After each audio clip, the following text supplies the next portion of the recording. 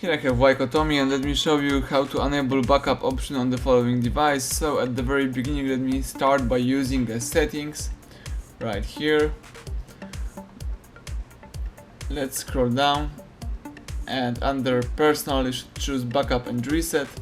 Then here you should find backup my data feature. Let's tap it, and you can enable backup data of run password and other settings to Google servers by using that switcher right here. Then let's go back, and then you need to set the backup account. So let me tap backup account.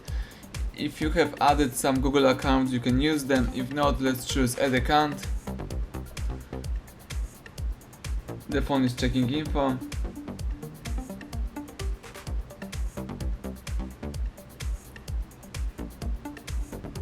And now you can do it in two ways. You can use an existing Google account, or you can create a new one.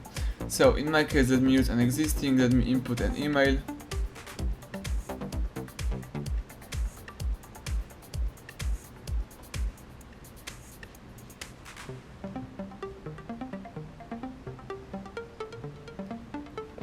If you are ready, let's tap next.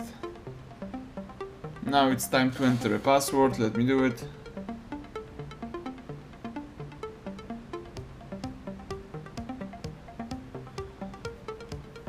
Let's choose next.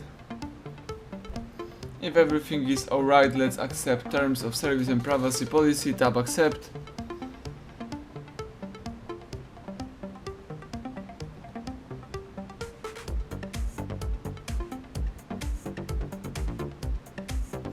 Here you can disable or enable automatically backup device data. Let me leave it enabled.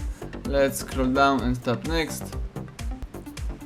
And that's it. You just enable backup my data feature and add necessary backup account.